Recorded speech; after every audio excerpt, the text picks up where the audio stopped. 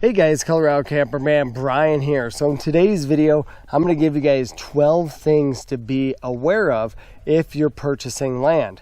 So welcome to our land here. We purchased 35 acres of land in the mountains of southern Colorado almost a year ago exactly.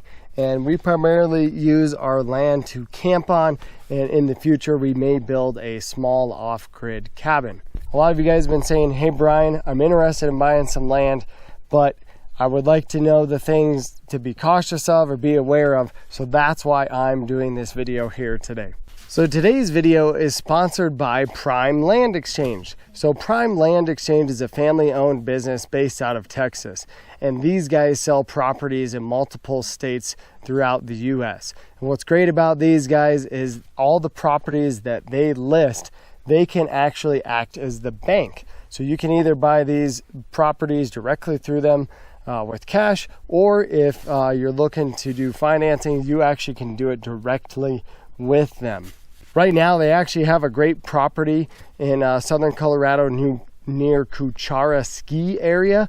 I checked it out a little bit earlier today. It is a sweet property.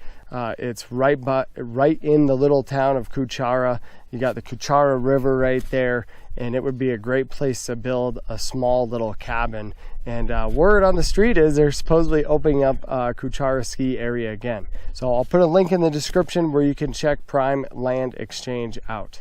Now let's get into the list. So the first thing to be aware of when you're purchasing land is property use. You got to know how you're going to use your property, and you need to make sure that that's acceptable within the county that you're looking in. For instance, here in the county we purchase our land, you can camp on your property. Now you cannot live out of your camper, but they do allow you to camp on your property. Some counties do have restrictions though, where you can only go 14 days in a row or like 90 days out of the year. But it's very important to know how you're going to use your property to ensure that you get something that fits your needs. So the second thing to be aware of is zoning and how your property or the property you're looking at is zoned. For instance, everybody knows, about commercial versus residential zoning, but there's other things like agriculture or public unit development and a whole slew of other classifications. Now, the county is going to restrict you to certain building requirements and whatnot based on your classification. So our land here is classified as agriculture, and the building requirements are actually a little stricter than I was anticipating when I looked into things a little bit deeper. I thought we would be able to put up a big old ag building or even like a cover over our camper, no problem, not have to pull a permit, but that is just not the case. And I'll discuss that a little bit more in our next point. So the third thing to be aware of is you may have to bring your land up to code. So as I was just talking about, with putting up an agriculture building or a pole barn, something like that, if we wanted to do that, our county requires that you have a driveway from the road. Doesn't sound like a big deal, right? Well, in order to have a driveway from the road, you have to put in a culvert that has to be a certain diameter, it has to be buried a certain amount, and you have to hire a licensed contractor specifically from the county that we're in. So we would have to bring our driveway up to code before we could even pull a permit to build something like a pole barn or even just a cover for our RV. So the fourth thing is road access. So if you live in a snowy area like we do, how is the access going to be in the wintertime? Is there access in the wintertime? I know we looked at some properties that in the wintertime, they're at such high elevations that you can't get to them with a car and you have to get to them with a snowmobile or something else. Is it going to be graded? How much traffic is there? Can you get to your property easy? These are things you definitely want to consider when you're buying land.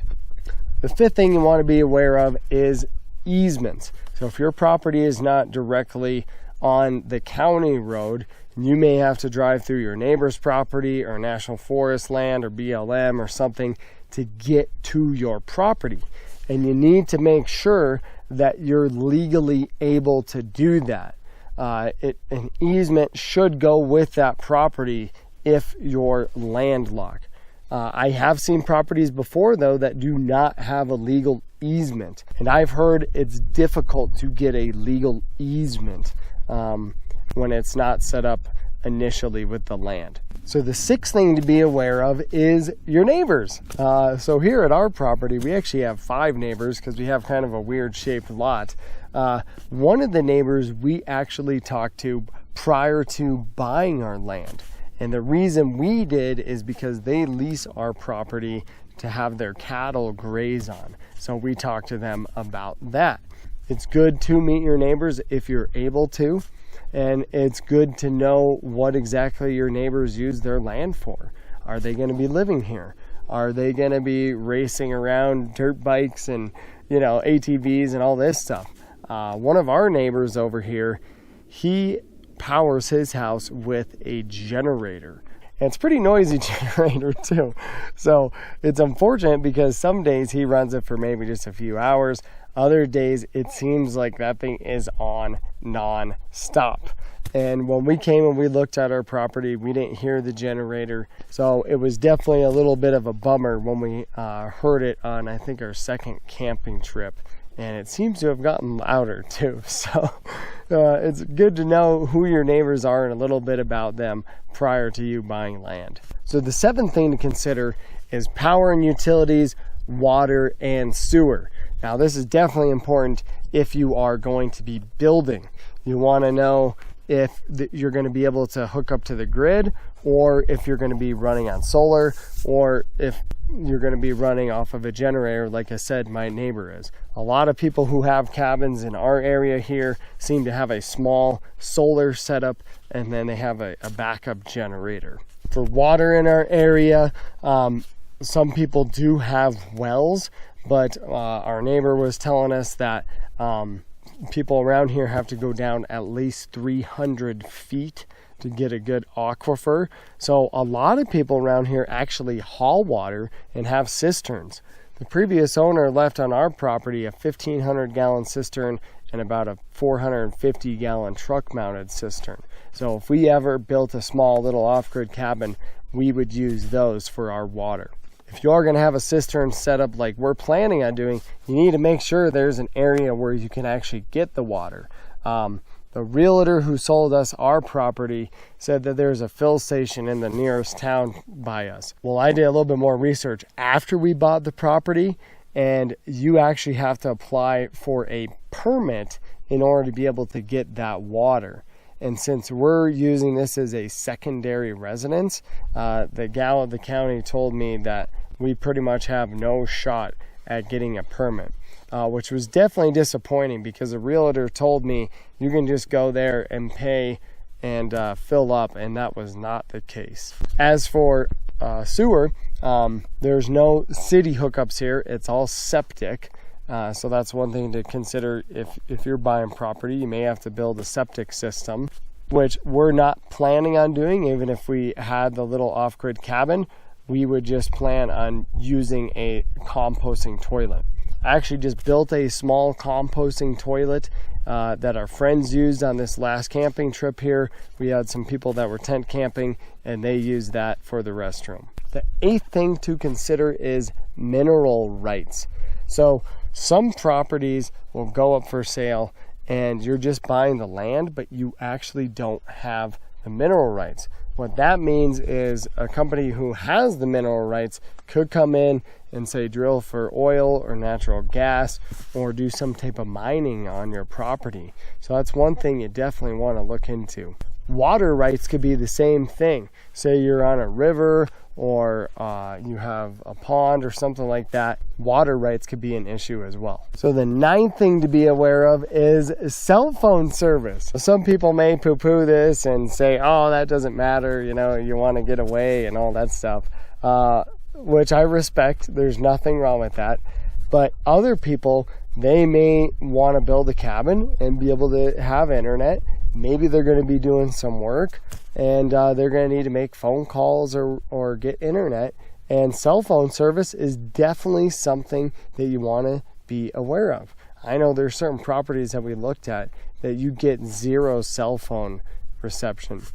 Here on our property, it's kind of spotty in certain areas, but kind of mainly by where we camp here, we can get a little bit of cell phone coverage. At the minimum, we can get some text messages out and surf the internet a little bit, but it is kind of spotty.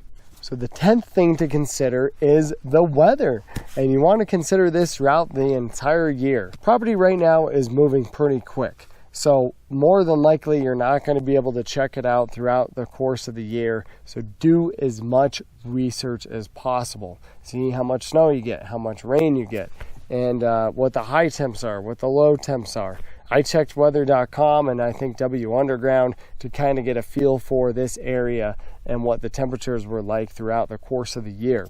However, we were surprised this last winter with the amount of snow that we got here. I had seen that we averaged about 89 inches of snow. We figured out we probably got anywhere between 120 and 130 inches of snow, which made working on our property in the wintertime a little bit more difficult, because once the snow started to melt, it was really muddy here. I almost got my truck stuck a couple of times here, and it was just something that we weren't expecting. So the 11th thing to consider is the terrain of the property and the property boundaries.